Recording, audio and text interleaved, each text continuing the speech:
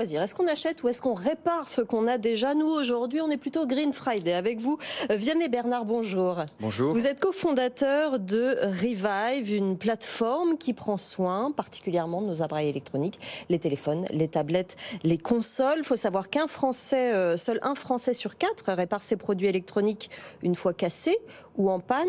Dites-nous tout d'abord comment fonctionne Revive. Alors, donc tout simplement, vous allez sur revive.fr et puis vous allez pouvoir donc identifier votre produit. Vous allez identifier du coup par la suite votre panne sur le produit électronique. Et vous l'avez bien dit, donc c'est tout ce qui est smartphone, ordinateur, console de jeu et écouteurs.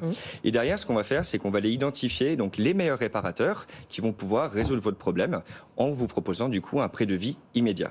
Et derrière, on va aller un petit peu plus loin, c'est qu'on va vous proposer donc 3 choix logistiques. Donc soit vous déplacez chez le réparateur, soit vous envoyez votre produit directement par un label prépayé, ou alors vous avez le choix de commander donc un coursier eco-friendly qui va pouvoir récupérer votre produit, l'amener chez le réparateur et vous le ramener dans les mains réparé. Alors comment vous les choisissez, vos réparateurs, justement? Alors c'est justement ce métier de sélectionner le bon réparateur. Il y a à peu près donc entre 4000 et 5000 réparateurs sur le marché pour tout ce qui est produits électroniques.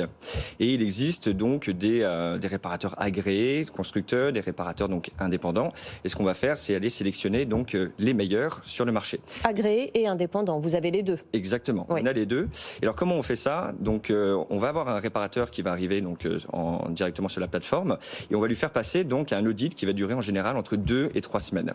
Et derrière, en fait, on va aller vérifier certaines normes, donc des normes de sécurité, des normes électrostatiques, le sourcing des pièces détachées et surtout, par exemple, la formation des techniciens.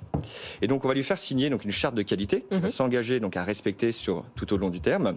Et on va se permettre par la suite de noter les réparateurs en fonction de leur qualité de service. C'est ça qui va être important parce qu'ils vont avoir une note sur 100.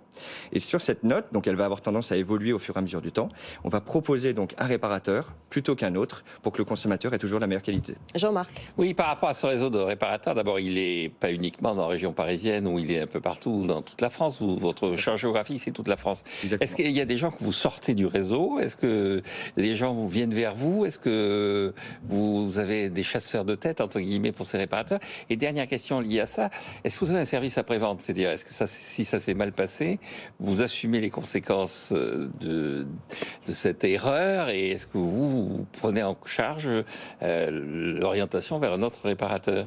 Alors effectivement, c'est de bonnes questions. Pour répondre à la première, en fait, donc le réparateur est noté. Et en fonction donc de chaque réparation qu'il va effectuer, donc on va se renseigner et puis on va lui attribuer une note. Alors pour l'instant, je ne peux pas vous dire exactement la note qui va lui permettre d'être accepté comme un bon réparateur, mais au bout d'un moment, en fait, si la note descend trop basse, eh bien on va le sortir du réseau. On veut toujours laisser place à la meilleure qualité de service. Et pour la partie SAV, effectivement, en fait, nous sommes comme le tiers de confiance. En fait, nous essayons d'être le tiers de confiance, en tout cas, pour le consommateur. Et l'idée, c'est de prendre en considération que si jamais il y a un souci avec un réparateur, eh bien, c'est de notre faute. Donc, on va gérer la panne, on va gérer en fait le souci et pour toujours trouver donc une solution pour que le consommateur soit satisfait et qu'il fasse confiance en fait à ce marché qui est extrêmement opaque, qui est le marché de la réparation et qu'on essaye de rendre transparent. Justement, vous arrivez à quel taux de satisfaction aujourd'hui? Alors, taux de satisfaction donc pour la réparation en tout cas des produits. Aujourd'hui, donc sur notre algorithme, on a un taux donc de réussite qui est aux alentours des 96%. Ouais.